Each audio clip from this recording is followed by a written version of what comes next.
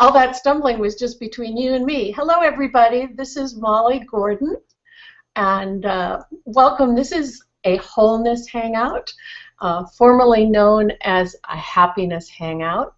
I did a little reflection on that theme of happiness, and while it continues to be, I think, a really meaningful place to look, there's a way in which happiness we can hold as a destination, as something to become attached to, and that takes us away from ourselves.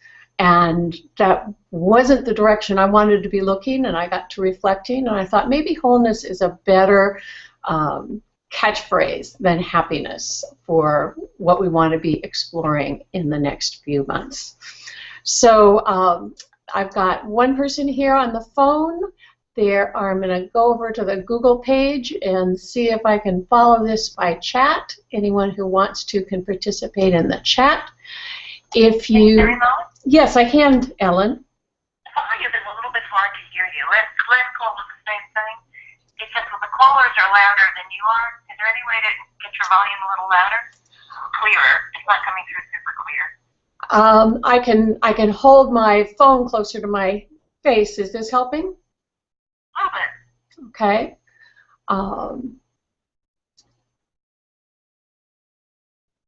Yeah, I don't know what else to do than this with the equipment I've got. Okay. But thank you for letting me know that. Okay. So I'm just checking in on the Google page, and to start us off today, I'd like to share a poem I came across. I discovered a new blog, new to me, by a man named Flint Sparks. Great name, huh? And Flint Sparks is a psychotherapist and a Zen Buddhist teacher. He published a poem that originally appeared in the New Yorker magazine in 1947, October 4th, 1947, called The Little Duck. It's by the poet Donald C. Babcock. And I'd just like to share it with you. I think it has a lot to tell us about wholeness. Now, we're ready to look at something really pretty special. It's a duck riding the ocean 100 feet beyond the surf. No, it isn't a gull. A gull always has a raucous touch about him. This is some sort of duck, and he cuddles in the swells. He isn't cold, and he is thinking things over. There is a great heaving in the Atlantic, and he is a part of it. He looks a little like a mandarin, or the Lord Buddha meditating under the bo tree. But he has hardly enough above the eyes to be a philosopher. He has poise, however, which is what philosophers must have. He can rest while the Atlantic heaves because he rests in the Atlantic. Probably he doesn't know how large the ocean is, and neither do you, but he realizes it. And what does he do, I ask you? He sits down in it. He reposes in the immediate as if it were infinity, which it is. That is religion, and the duck has it. He has made himself a part of the boundless by easing himself into it just where it touches him. I like the little duck. He doesn't know much, but he has religion. I just fell in love with that poem about the little duck.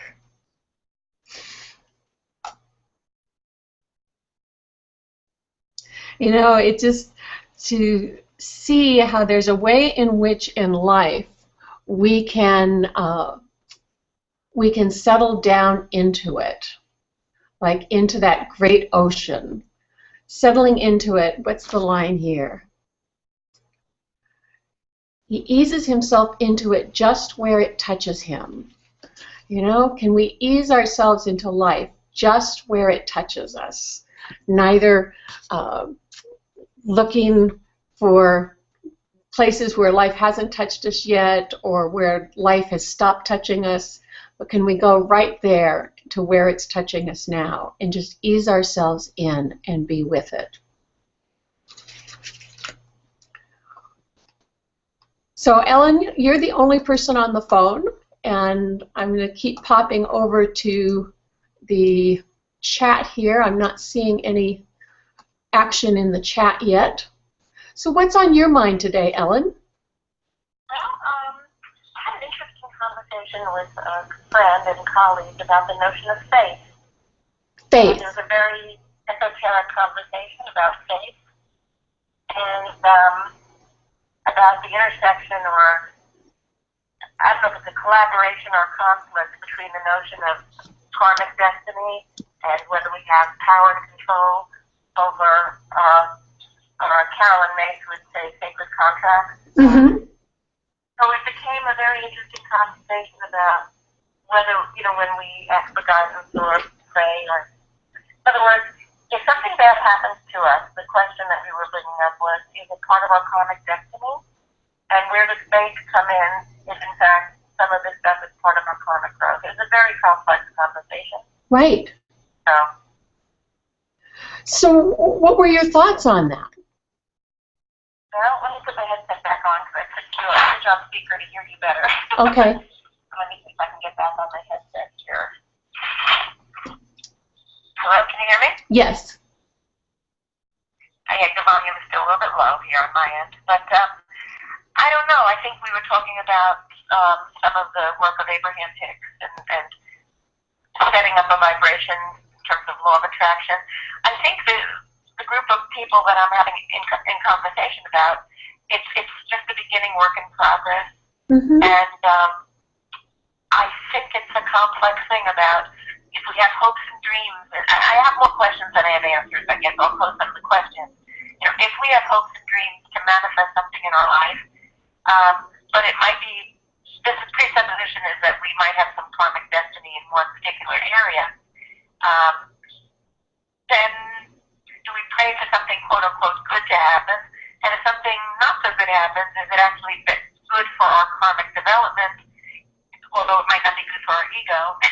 So, you know, then that brings up the whole conversation of what's good and what's bad. And, right. You know, especially around 9/11. You know, I mean, I am a New Yorker, and I very deeply feel the 9/11 day of commemoration of what happened in New York City that day. And it always brings up the question, you know, the people who died in the towers, or the, you know, we talk about the Jews and the Holocaust, the blacks and slavery. It brings up the question: is if we have suffering, is it our karmic destiny, or is there some sort of a karmic chaos where things just happen? You know, somebody gets hit by a car. Was it their karma, or is there just coincidence? Right. So it's been a very interesting inquiry in the beginning phases of this inquiry with my friends, and we haven't gotten the answers yet. So that's all I can really present on that right now. Yeah. Thank you for bringing that in. Thank you for bringing that in. I'd be curious to see if any of the listeners have some thoughts about that. Right, and there. So many. I mean, we probably have enough for a month's course on this subject. Sure. Well, a lot of different threads in there. You know, karma, destiny. Can you talk a little louder? I really have trouble hearing you. A lot of different threads in there. Karma, destiny. What's supposedly good for us? What is a good thing? How do we know in life? Was this a good thing that happened or a bad thing that happened? What the ego likes and what might be good for someone, say, for the soul, could be different things. Right. Yes. And faith. I mean, the thing that started the conversation was the notion of, somebody said to me, well, you need to have, or not you need to, but it was a conversation about having more faith. And then from that taught about having more faith, I started to think, well, what is this that how does faith fit into the whole constellation of topics I just mentioned as well? Right. I was having a conversation with a very dear friend of mine who was recently ordained as an Episcopal priest. And he was retelling me the story of Jesus and the apostles on the Sea of Galilee. The apostles were out fishing and this terrible storm came up. And Peter spotted Christ on the shore. And it's the whole walking on water scene, right? And there's an exchange there that is traditionally translated, "O ye of little faith," as if, why do you doubt? Why do you doubt? And the Greek for the word doubt actually means, the more direct translation is something like, why do you stand in two places? And that just went right to my heart when it comes to faith. I thought, so often, at least for me, when it comes to faith, I have one foot in the faith camp and one foot in the hedging my bets camp. One foot in... Is the hedging bets camp the doubt camp? I'm not sure what well, I'm not putting that very well. Yeah, I guess you could say it's the doubt camp. One foot in letting go and trusting in what is, trusting the benevolence of things, trusting that things are for the best.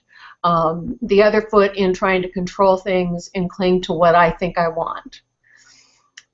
One foot in trusting that what I need will always be there for me, and the other foot in doubting that it will always be there for me. And it just seemed to me, standing in two places speaks to how there's an ambivalence, I notice, at least for me, in placing full confidence in the divine, in spirit, in whatever it is we're placing confidence in. I just want to acknowledge, I heard a couple dings, so there's some more people on the line. Would you like to say hi? Hello. Hi, I'm Iris. Hi, Iris. How are you? Good, thank you. How are you? I'm well. Welcome. Good. And is there anyone else there who would like to say hi?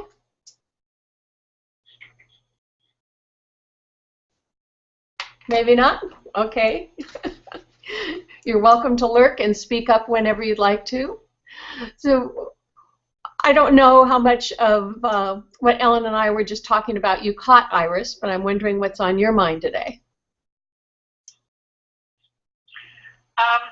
Well, and that's what's on my mind is that this is the first time I come to your hangout, and I was intrigued when I saw your email earlier this week where you talked about spiritual principles and how to apply them in business. So that's what I have on mind right now. Okay, that sounds good to me. To learn more about it. All right. And to share and exchange. Okay. And do you work for yourself, Iris? Tell me a little about yourself. I do. Okay. Yes, I do work for myself. And how long have you been doing that?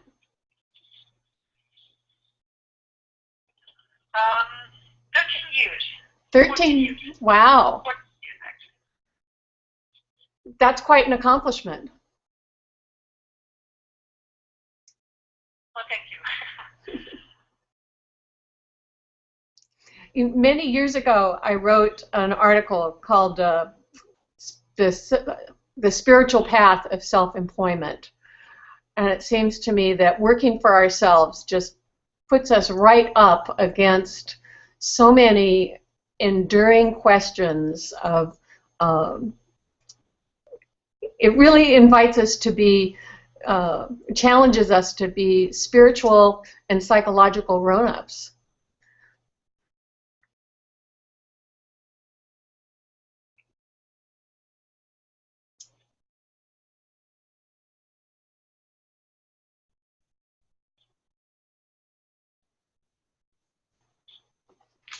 So in talking about the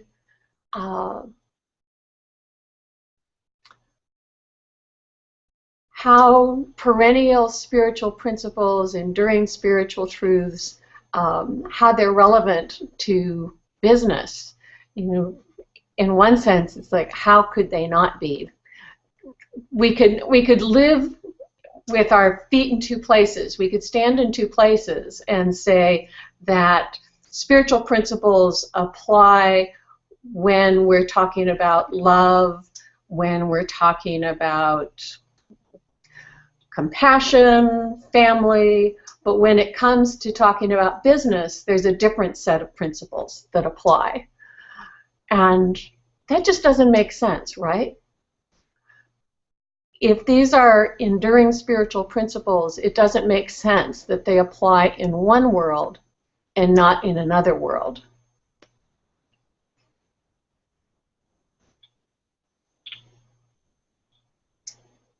So, Iris, what are some of the things that come up for you in business where you, let me start here, where you feel, where do you see spiritual principles at work in your business, if that's a fair question to ask? And you're always, this is pass or play. You're welcome to converse or not. I don't mean to put you on the spot. Where do I see them at play?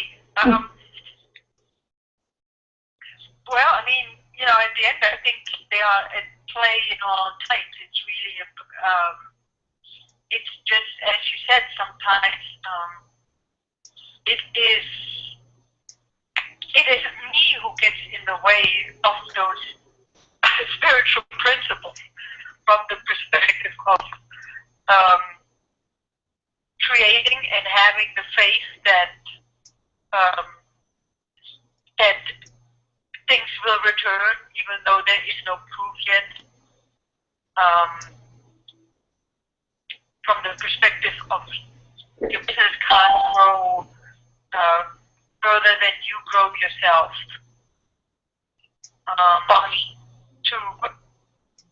To what you throw out, or you know, what you focus on expands. Yes. You know, just a few, and really also letting go of wanting to control and becoming a control freak of everything, rather than just be the director and just being lighter around it. Right, right. One of the places that I've been reflecting on a lot in the last few months about where for me I could be more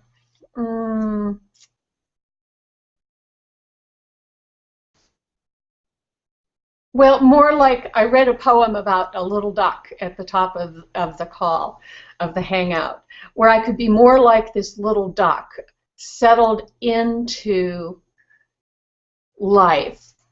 And there's an attitude or a posture of trust and of confidence in spiritual principles.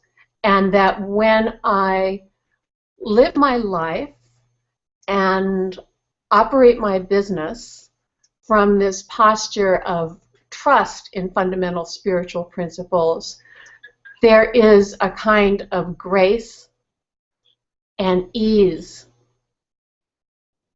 I would even say blessedness is a word that's coming to me right now, that imbues everything that I do. Where I think things get sticky is if we assume that doing that is going to make it's going to cause external results to be the way we think we want them to be. And Ellen, this goes back a little bit toward the Abraham Hicks conversation. This may be my misunderstanding of their teaching, but sometimes it sounds to me as though the teaching is that if you just order your thinking in a certain way, you can harness spiritual principles to make things happen the way you want them to happen. And that's not really ever made much sense to me. What would you say about that, Ellen? Well, I'm always fascinated by that concept too, about the law of attraction. You know, I think people will say, well, you put yourself in a vibrational frequency to match with what you want to achieve. But then I think that was part of that movie, The Secret, and some of the criticisms of the film, that they said you can't just match up your vibration, you have to go into action and do things. You know, if you want to build a business, you have to not just think, I want a business. You know, you have to do it. And I think somebody else said the difference between a goal and a dream is a time frame, you know, or a deadline. You know, you got to do things in this world to manifest, not just shift your internal state. You have to be in the world and get into the behavioral part of doing. And so it's a fascinating concept. I just, you know, I think when we follow our intuition, at least in my life, when I go into a place of listening, I feel like I'm led to where I need to be in the world to make things happen. You know, just knowing what activity to go to or what place to go to perhaps bump into somebody I need to meet or whatever. And I think part of that is getting still and receiving guidance. And that's a whole other element of, you know, do we have our spirit guides talking to us? Do we listen? Where does intuition and vibration meet? And so, again, I think of it as like a multi-dimensional matrix of inner state, outer activity, listening to spirit guides, and doing a business plan. And, you know, I think it's a constellation of variables that will go together like a symphony. Right. What do you think? Right. Yeah. Yeah. What stands out for me in that, Ellen, is listening to your intuition, which, or I would call tuning into wisdom. When we do that, we calibrate our desires. It's like if I'm tuned into wisdom, if I'm listening to intuition, if I'm tuned into spirit, then I get to collaborate with, cooperate with however reality wants to unfold. It's not like Molly gets an idea of what she wants to create, tunes up her vibrations, and starts pushing the universe around. But it's like, I have an idea of what I want to create. You know, that's one of the amazing things about being human beings. We can innovate, we can get ideas, we can think of things, set out to create them, and then we can listen and collaborate with reality to either bring about what we wanted originally or to have that original vision evolve into something that is more in keeping with the way things actually want to go. Otherwise, I get this image of spiritual tyrants sitting around, you know, 2-year-olds sitting around saying, I want it this way, I want it this way. And I don't think that's how it works. I mean, we have more self-direction than just, there's not just one way it should be. Right. Obviously. You know, last time when we met, the topic was happiness, and I know you're shortening the topic, I think, to be wholeness. And I think, you know, there have been times, I think, in all of our lives where we feel incredible joy in the moment. And, you know, to find joy in work is an amazing, you know, gift when that happens. You know, people, when we work, we can make money, and it can be joyless, or we can have incredible joy while we're working and match those two up. And I think that's the goal of a happy life, you know, to have joy and love and work and every part of what we do should be filled with joy. Right. Right.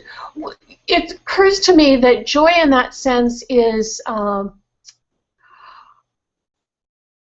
it's part of the feedback loop that tells us when we're in sync with some greater order.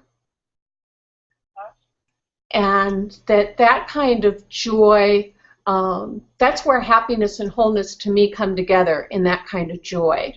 And it's participation in a bigger order, as opposed to the momentary pleasure or satisfaction of getting something that's very me-oriented and limited in time and space to my temporary ideas about what I want and what will make me happy. Iris, what are you thinking? You know, well, you know, if joy was always possible in every moment, that obviously would be ideal. But then, you know, as they say, you know, there has to be a balance. If you only have sunshine, you won't appreciate it anymore. You know, okay, there is light. Or, you know, the opposite of day is night, and, you know, the opposite. So, in other words, there has to be a variety, or, you know, life should be a variety of emotions and events. And even though my ego says life would be great if everything would be joyful, I wonder sometimes whether life would be that interesting, even though, you know, ask me again in a really bad mood, and I will say, yeah, of course, I will always have. Right. But then I also wonder, you know, whether we would learn anything in life. Mm-hmm. And so again, you know, that's something that I have not figured out yet for myself, even though I say, oh yeah, it would be great if everything would be joyful. I wonder whether it would be so great. That's a lovely question. And you know what just popped into my mind, Iris, as you said, I wonder if we would learn anything in life, is this question. It's like, what is the higher purpose of learning in life? Why do we care that we learn things in life? What makes that important? That's a good question. Yeah.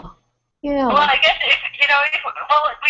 I think we typically want to learn in order to be happier or more joyful. But I guess if we always were joyful, we wouldn't have to learn it. Yeah.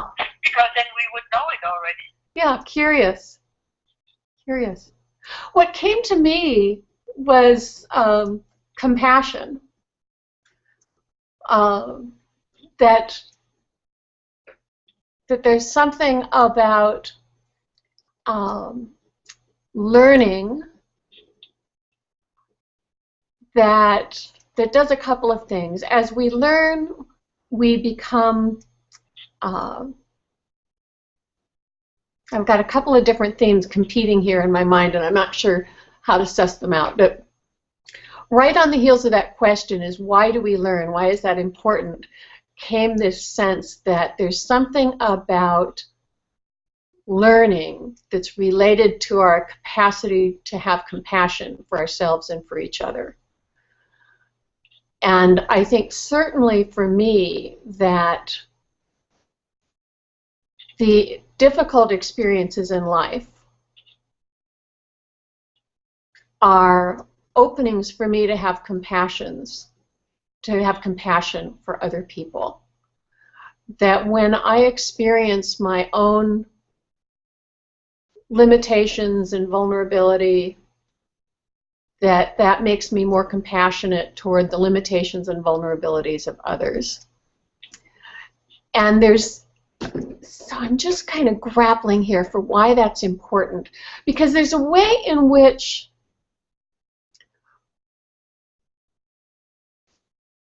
we can use spiritual principles, and I've done this. It's like grab onto a spiritual principle to insulate myself from uncomfortable feelings. It's like if I just have a sufficiently spiritual outlook, I won't have to suffer. If I take a sufficiently spiritual point of view, I can be philosophical and detached and not feel any pain. And that really denatures life. That takes life out of life somehow. And as I was reflecting on that, and this came up for me particularly in the wake of Robin Williams' death last month, there were some conversations in some circles that if only he had had exposure to some spiritual principles, if only he had had certain understandings, he might not have had to be so unhappy and might have made a different choice than to commit suicide. And I mean, who knows? Any number of things are possible. But there was a way in which that conversation seemed to say, how do I put this? Seemed to say that spiritual understanding can insulate us from the human experience. And that's not been my experience. But what it can do, I think, is dignify that experience and give us compassion for ourselves and each other in the experience and some perspective on it. So even when we're in the muck, having a really difficult time, it could be a really difficult time in business, could be a really difficult time with a family member, difficult time in our own psyches, that in some way we know that there is this wholeness and this foundation of wholeness under us. But that provides a context. That's like maybe the ocean in which the little duck rests. It doesn't insulate us from the ups and downs. And I don't think it's supposed to insulate us from the ups and downs. So that was a kind of rambling riff. I don't know what, if anything, you guys heard in that. This is Ellen here in Florida. Yeah, Ellen. You know, sometimes I think part of what I heard in your message, I may not have heard it, but let me just comment that I've seen some people use spirituality in what I call maybe a dysfunctional way, where they'll say, you know, I think the universe will bring things to me. I'm having trouble in business, so let me borrow money from my sister and borrow money from my mother. And oh, I don't want to I knew somebody who refused to take a job in customer service because she thought it would be, you know, too stressful for her. So instead, she mooched money off of so many people because she just didn't like the idea of working. Yeah. You know, and I found it to be a misuse of spirituality. You know, to kind of I don't know, feeling like she was entitled to a different. Oh, she had a teaching degree, but she didn't want to teach in the schools. I mean, she had ability to make money, but was believing the universe was going to bring her some spectacular thing. Oh, and even coaching. She could have done spiritual coaching, and she basically she didn't. My assessment. I am a psychotherapist, and my assessment didn't show the patient, but a friend or somebody that was a friend, but. I just watched her, you know, use spirituality as an excuse, thinking she could do nothing and bring the universe would bring her financial abundance. Right, right. And that made me a little upset to watch that process, and especially to watch people supporting her and almost enabling her to mooch. And she was, in my opinion, a major moocher. Right, right. Off of others. Yeah, so, you know, that to me was very upsetting. Yeah. Yeah, definitely. Wait, and she had the capacity to work, by the way. It wasn't like she was disabled or unable to work. Right. Just didn't want to. I think she was blatant laziness, pretty much. Well, and what strikes me about that, Ellen, is how disempowering it is when we abdicate our generative ability, our creative ability and our ability to do things in the world, and we abdicate that to some magical spiritual plan that we've made up that is going to deliver us what we want. When, you know, the juice in life comes from engagement. And I remember even telling her, I'd be out there washing and waxing cars if I was in a financial crisis. I would do whatever it took. Exactly. If I didn't want to do customer service, I'd start a car waxing business. Exactly. Yeah, my joke is I can always scrub toilets. Yeah, exactly. Yeah, there's somebody's in financial straits, there's a way to get money. Mm-hmm. I mean, this is just, anyway. But that is the misuse of spirituality, I think. Right.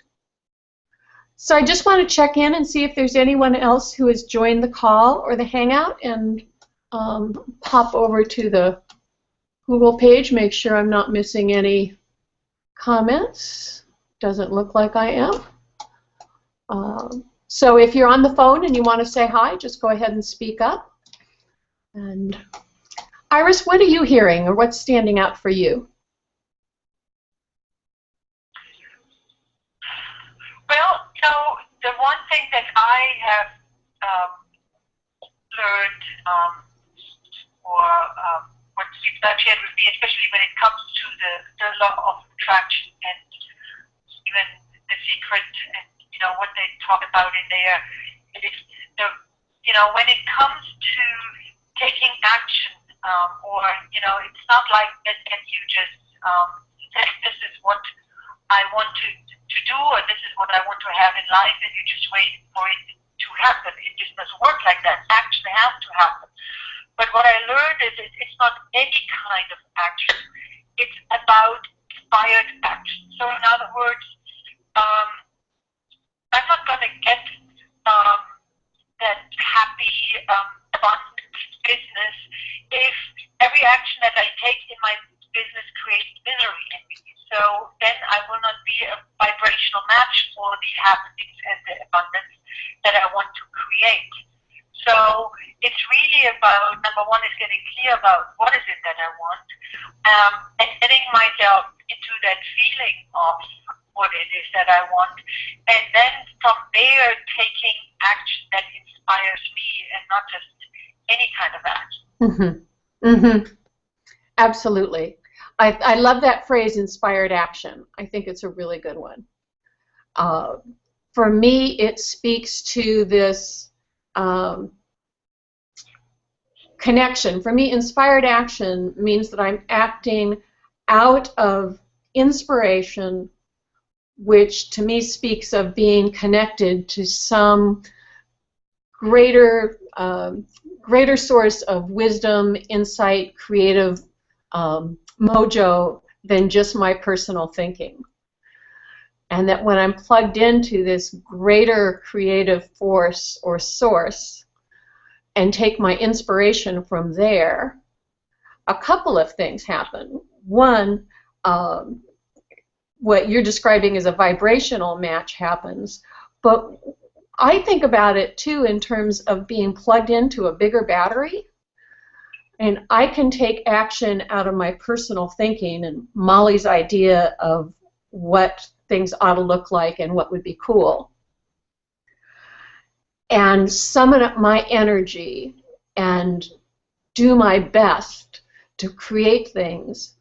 But if it's all coming from my personal frame of reference, and if I'm looking to myself as the source and the motive force for things, I'm working with a very limited power source. But if I plug into a bigger power source, if I plug into, whether you call it the divine or mind or the universe, whatever the terminology you use for it, if you shift your focus from personal thinking and limited by what your ego wants to a bigger impersonal source of inspiration, then you're plugged into a bigger battery. You've got a much bigger power source. And not only does that give us the energy and the power to do things longer, better, faster. However, it also takes us out of so much personal attachment to what we're doing. When we know that we're getting support and inspiration from a place beyond ourselves, at least for me, I find I can go with the ups and downs better. I don't take them so personally. When my inspiration and power is all coming just from me and from Molly's ideas of what is good, and especially from what I'm afraid of losing or not having, then I have limited energy, and my energy is subject to the ups and downs. Does that make sense, Iris? Yes, it does make sense. Completely get it. So absolutely, inspired action. I like that. Now, how do you know when an action is inspired? I know it because at the end, I think it's not only being connected to a higher power, but it's also to be connected with myself. So in other words, an action is inspiring to me when I get pleasure out of it. So when I feel good when I do it, when I feel joyful when I do it, and if I dread something, if I procrastinate something, if I don't want to do something, that is not an inspired action. Mm-hmm. Mm-hmm. And sometimes, sometimes there may be a time where I have to get something done, even though I don't like it, but that means I have to change my reference point of how I look at the action to get myself in the mood so that I enjoy it when I do it. Right. Yeah. And sometimes it works, and sometimes it doesn't. Yeah. Yeah. You anticipated me there. That sometimes whether an action looks appealing or not is a function of how I'm thinking, right? And I can get a whole head of steam up around marketing, for example, and decide that I don't want to do it because maybe I don't want to be vulnerable to failure, the possibility of failure. I tell myself I don't enjoy it. I tell myself it's not authentic. For me, really, it usually boils down to I don't want to do it and have it not work, so I'd rather not do it at all, And if we're not careful, if I'm not careful, I then conclude that marketing's not an inspired action, but it's really more that my thinking about it has gotten to be really tangled and anxious, and I need to let that thinking settle and take it on fresh. So there's a way in which we need to be able to discern between inspiration that has to do with being connected with something greater than ourselves, and the lack of inspiration that has to do with being confused and hampered by our own anxious thinking. Does that make sense? Completely, yes. And it's our thinking then determines our feeling. Exactly. Many times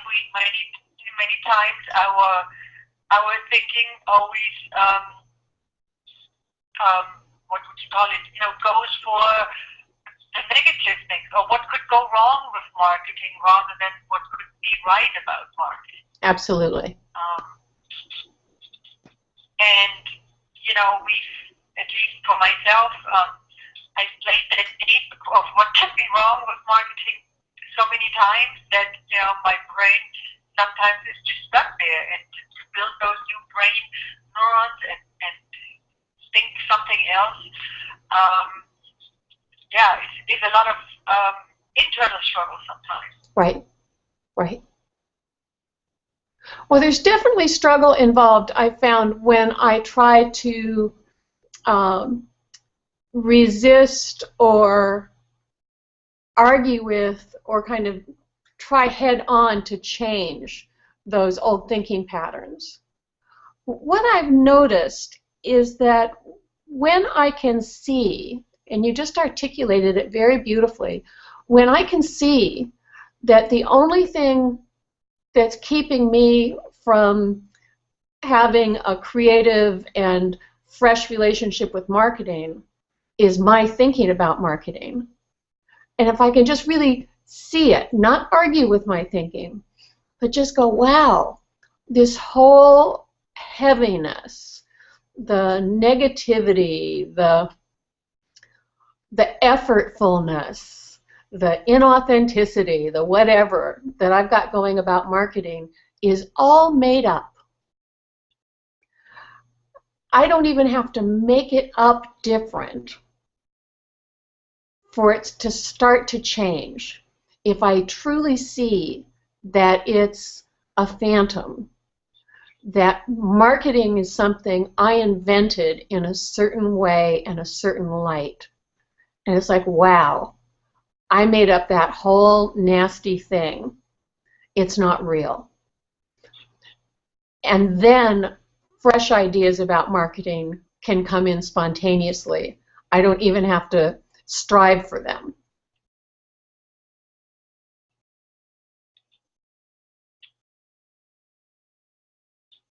It's not unlike what occurs to me if you've ever had this experience of maybe there's someone you know, it could be someone you know just a little or someone you know well, and one day, for some reason, you see that the way, and let's say it's someone you haven't cared for much, you just for some reason they get under your skin, you don't like them a whole lot, they irritate you, and one day for some reason you're just able to see how it was your own perception that was creating that disconnect between the two of you.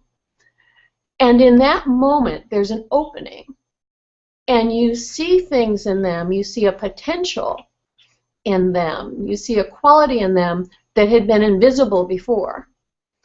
And you didn't argue yourself into it. You didn't debate yourself into it. It was just being able to see through your previous prejudices. In an instant, something new came in.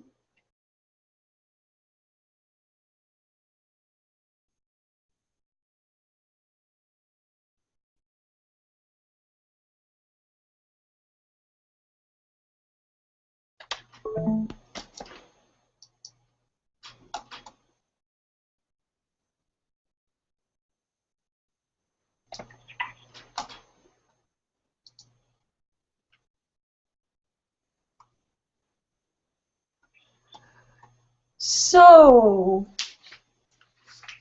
you know what I would like to do? I'm going to pull out my Little Duck poem.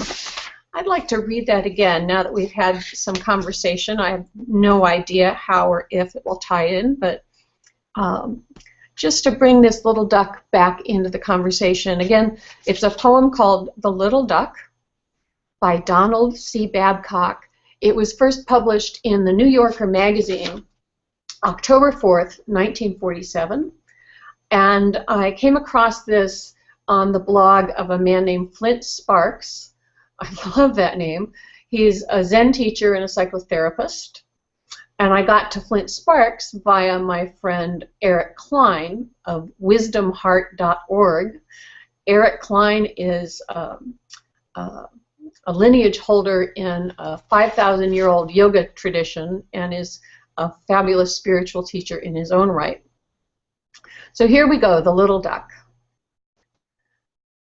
Now we're ready to look at something pretty special. It is a duck riding the ocean 100 feet beyond the surf. No, it isn't a gull. A gull always has a raucous touch about him. This is some sort of duck, and he cuddles in the swells. He isn't cold, and he is thinking things over. There is a great heaving in the Atlantic, and he is a part of it. He looks a little like a mandarin, or the Lord Buddha meditating under the bo tree. But he has hardly enough above the eyes to be a philosopher. He has poise, however, which is what philosophers must have. He can rest while the Atlantic heaves because he rests in the Atlantic. Probably he doesn't know how large the ocean is, and neither do you. But he realizes it. And what does he do, I ask you? He sits down in it. He reposes in the immediate as if it were infinity, which it is. That is religion, and the duck has it. He has made himself a part of the boundless by easing himself into it just where it touches him. I like the little duck. He doesn't know much, but he has religion. So it occurs to me that that our businesses are one of the many places where our lives touch the ocean of spirit. And being able to notice in those intersections, it's like, where is grace at work now? Where, when my business feels like it's in the middle of an ocean storm, where can I be like a duck, just riding the swells? Where can I know? And this is more the question for me. It's not so much where can I be like that duck, because some days I seem to have a lot of choice over how I relax into reality, and some days less. But the question for me is, can I know that I am that duck? Can I know that I can ride those heaving swells, even when it feels like it's all coming apart around me, even when I feel like I'm coming apart? So there's a way in which I think we can come to know wholeness and rest in that, even when we're having moment-to-moment experiences of upheaval and difficulty. And the more that we can come to know that wholeness, even when we're having these human experiences, the less disturbed and perturbed we will be overall by those experiences. They're still going to happen, but they don't have to throw us off of our game quite so much or for quite so long. So the little duck, I really do like that little duck. Ellen, before we close today, any final thoughts from you?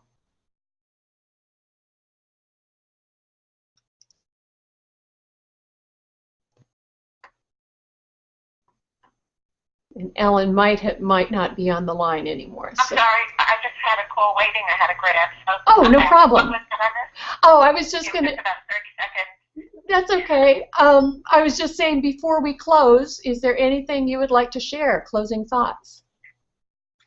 To share, what was that last part you said? Any closing thoughts you'd like to share? Oh, any closing thoughts? Well, I think we raised a lot of questions. I think it's a fascinating topic of the intersection of business and spirituality. I think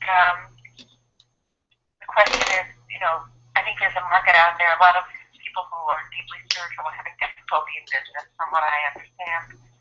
And I don't know, do you have any thoughts about that? Why people deep in spirituality sometimes have trouble manifesting money? I guess I must end with that question. Oh, that's a great question. I'm going to write it down because it would be a great theme for a whole call. Probably. Why do people deeply spiritual have trouble manifesting money? And I don't even know what the statistics are out there, but I know in my community here in Florida, a lot of times I'll meet for these spiritual gatherings, and a lot of people are having trouble with manifesting money. And I don't know if there's any research out there on the topic, but I think it's maybe they're just speaking of. I'm sorry. Oh, I just think it's a terrific question. Yeah, and I don't know if the facts, are true from what I've gleaned, or maybe the people that are talking the most about it are having the trouble, and maybe the spiritual people who are successful financially are not speaking that much about it. So I don't know if I'm getting a skewed sample, or what's called a bias of ascertainment. Right. Well, whatever the sample size, I think it's fair to say that there are people who are, by their own light, spiritually grounded, who puzzle over why they're not able to make money and about what link there is or should be or shouldn't be there. So I think it's worth looking at whether there's a statistically significant number of people or not. There are real people in that dilemma. So thank you. Yes, exactly. Okay. Thank you. Iris, any parting words from you? Well, I say that it helped me realize I'm not the only one who is struggling with a lot of these things on my own. And, at the same time, I think it just reminds me how important it is to be in a community of people who have similar ideas and live by similar principles, and help each other, encourage each other. When one is down, the other one can build the other one up, and vice versa. Yes, good. Well, that's one thing I hope for these monthly gatherings, is to be a place where, among other things, you can realize you're definitely not alone. Yeah, and if I could pose a request here, it just occurred to me that, I was attempting to get a little conversation going amongst my colleagues and friends about the topic of faith, predestiny, faith, empowerment, and, karma. And if that's something that you would like to start here or include in, I'd be happy to, participate. Excellent. I think it's a great topic of faith and karma and predestiny versus, our own control over the world. I'm seeking some answers on the topic of faith related to karma and whether there is predestiny or not. I just think it's a fascinating conversation about even defining what is faith.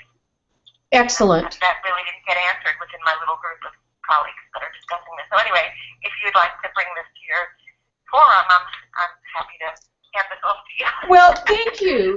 My friend Eric Klein, whom I was talking about, would be a wonderful guest to have for that conversation. Who's this, Eric Klein. He's got a lot of, I think, wise and insightful things to say about faith and karma. So I will put out a feeler to Eric and see if he would come to one of these. Okay, sounds good. Well, thank you, Ellen and Iris, for being here on the phone. I think we have a couple of silent phone people. Thank you. Thank you to the folks who have been participating, watching the Hangout. And I love this. We'll be back next month on October 10th. And I will have a guest whom I'll announce in a couple of weeks for that call, for that Hangout. And meanwhile, feel free to send me your suggestions and your questions about the intersection between spirituality and business. Bye-bye, everybody.